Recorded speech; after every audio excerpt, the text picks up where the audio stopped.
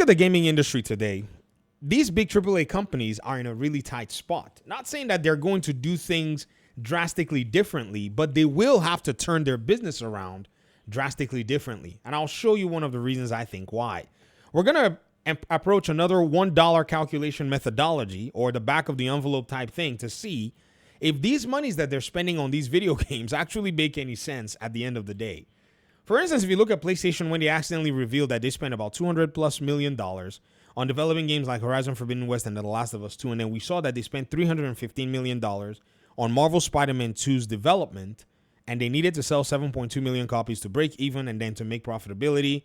Add to that, they still need to go ahead and pay Marvel all these fees as sales go on. Now, let's go ahead and check another side of the whole equation. Everybody has their hands on a world-class engine that can make games like PlayStation's own traditional studios if the developers are competent enough to do it. It's Unreal Engine. The engine is actually quite solid. It can do anything. And if you're mad about Unreal Engine 5, go to Unreal Engine 4. It's been able to execute on some solid games. Hogwarts Legacy, 30 million seller, or 25 million seller, Unreal Engine 4, right?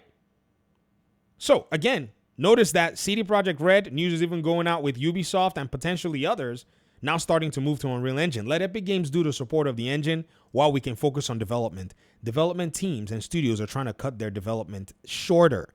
Xbox has been in Unreal Engine like it's insane. They're doing everything. Forget that. They'll have some of their engines maybe somewhere, but they're going all in because this is going to help them to be able to scale their games from a support perspective and cut down cost. The engine is free. Not until you start making money do you then start paying Epic, which is a peanut sense in terms of the fees, 4% after your first $1 million. Please. That's nothing compared to paying engine engineers that will sit there and support your engine whenever your, creative directors start saying, oh, we want to do this epic little thing that's not going to impact the game in any positive way. Well, thankfully, your development team knows Unreal Engine, and all the people you're going to hire when those other guys quit know Unreal Engine. I've been telling you, well, you know what? Let's leave that discussion for another time, because I remember when I told you all about this technical stuff, you guys told me that I was an idiot in this area. I was like, all right, no problem. We'll see. But back to the calculation at hand. You look at a game like Wu Chang. Wu Chang feels to me like a game that, From Software would have made as like a side project. It has some of its little kinks, yes, but man, it's really close. A development team that's kind of kicking things off.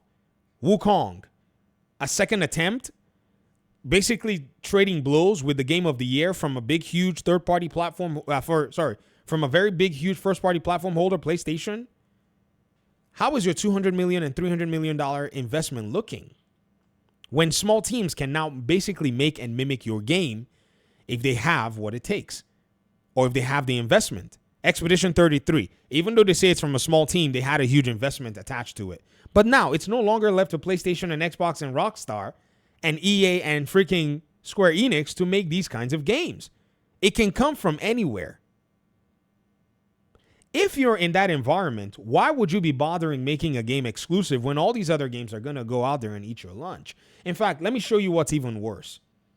I fired up calculator.net and I put in $200 million at 6 years with a 10% return rate compounded annually at a $1 contribution. So if in those 10 years you put in an extra $1 to this $200 million investment, at 10% for 6 years, what it will take you to develop a game, you will come out with interest of $154,312,224. And you don't face the risk of somebody not liking the haircut of your protagonist and thereby tanking your game. Did you hear what I said? Intergalactic gets shown. Naughty Dog basically turns off the comments. Why? People start complaining. Do you see the amount of risk? And this video is not to talk about Intergalactic or whatever, whether you're going to play it or not or whatnot. I'm just letting you know that from a financial perspective, what is your risk tolerance? Let the money sit there in some investment and net us some dough back in return? Or we risk it and start to throw our money into video games that someone's going to make a hack and slash that's going to possibly body it or make it irrelevant. Hey, by the way, we have not talked about the live service games and Piscatella's 15. Nah, we're not even there yet. So if you now make these games and you feel like there's an inherent benefit towards it, like say, maybe making somebody buy your hardware and hoping that they would convert to your ecosystem, which is multiple asks, by the way. I remember when people used to talk about exclusives, but never talked about the second side of exclusivity. You know, there's always more sides to the story than is depicted, right? So when they tell you, oh, exclusivity is supposed to make people come into the box, they'll draw the box and they'll draw a bunch of people running to that box going, yay, exclusive. But what people don't necessarily realize and never told you is that we hope people would actually stay in the box. And here's the thing. A lot of these consoles, they become dust collectors. Because if bro likes Spidey and doesn't like Kratos, he's going to buy Spidey and he's going to leave that console sitting there gathering web from spiders because it ain't being used in a while. See how I did that? Did you see how I did that Spidey web? Oh! Right? And so now your console that you sold at a loss is now gathering dust and is now basically an item on the shelf. This is why you're seeing more and more the move to sell console at cost is now going to be the norm, and already existing console base is going to be transported into the next console generation. That's what Xbox did. They still leverage the Xbox One consoles today to be streaming devices. That's why they have a big base. That's why they surprised a lot of you when they said Game Pass subscribers were 34 million. And you were like, they must be on PC. They're not. They're mostly on Xbox. Believe you me, Game Pass Ultimate subscribers, a lot of them are on Xbox because they can basically do a lot more with their subscription, especially when they've chosen not to buy a single console extra on top of what they have. The Series X is going to be going strong, and the Series S, as they make different, variety of hardware, you'll be able to play these games across multiple devices. They are not going to go ahead and spend hundreds of millions of dollars and make a game that cannot play on the Series S. That'd be stupid. In fact, PlayStation is making a game that's going to play on the Series S. Actually, they've been making games that play on the Series S. San Diego Studios, that's where we got the secret sauce from. Oh no, MLB made them do it, but they did it anyways and they figured it out. So now they're going to be sending that secret sauce to Arrowhead. See how I'm drawing all these arrows? Do y'all see what I'm doing? All my symbolism. Dang, I'm on the money. But back to the calculator. If I was PlayStation's financial people, I'd be like, bro, we can just leave this money somewhere and come back to it after a so-called game has been launched, and we would have made significant chunks of dough. If we did if the game was scaling to $300 million and somebody was basically fretting and saying, oh, Lord, I'm going to lose my job, you make $231 million, 460. This is why they're continuing to invest.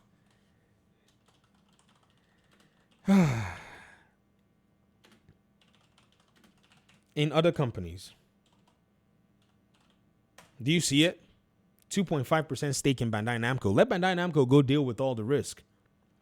It's described as a strategic business alliance agreement with the focus of expanding the fan community for IP, such as anime and manga, around the world and strengthening engagement. Right? They're investing in other areas. They're broadening their scope. Let them take some of the risk. Let's spread the risk. Now, I'm not saying that they should just go ahead and start investing and not making these games, right? But you got to understand that if you're going to finish that particular stretch of getting the two-pronged approach, get them into the ecosystem and pray and hope that they convert. Now, when that work is done, the IP is still sitting there and is still basically in a position not fulfilling its potential, because now you've gotten as many people as you're ever going to get come to that platform or buy the platform. Best case scenario, stay on the platform. Worst case scenario, buy it, play game, dump. Right? Pump and dump. There were many of you, you know what you did? You went on Facebook, buy, sell, trade, and you bought a $200 used PS5, $250. You bought it and you bought Spider-Man for $70. And then immediately you beat Spider-Man. You went ahead and traded that PS5 back in for $250. You said traded. You sold it again for $250 or maybe $200, and then traded that your $70 Spider-Man for $45. So in total, you didn't have any need for the PS5 console. So that console basically sold them the Spider-Man, but then you dumped it. They didn't pay for PS Plus. Nothing. I saw your comments in the comment section. I made a lot of Spider-Man videos. I don't know if you guys remember. It was Spider-Man 2 that set me on this path. When I told PlayStation fans, I said, guys, we got to look at this game and assess this game from this particular perspective. Do you know what they did? In their hubris, they started mocking me, not realizing that I'm a PlayStation guy too and I know the playbook. So what did I do? I just showed them that PlayStation was a normal business like any other business. Ew, Mary Jane. That should have been Silver Sable. Get out of here. Right? Or Yuri. Actually, I was pleasantly surprised to see Yuri in the game. I was just kind of like, now why would they just let her pretty much just be some side mission in boss fight or whatever it is? Anyways, let me stop using this game's footage. Game hurts. I really rooted for Spider-Man 2, man. I was all on board.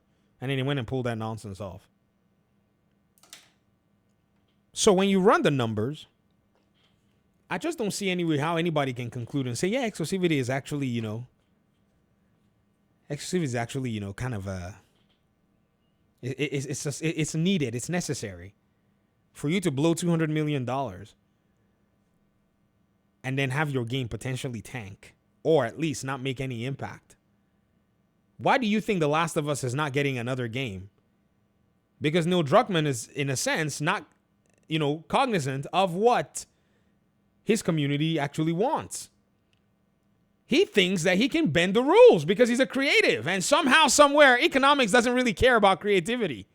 Oh, Neil.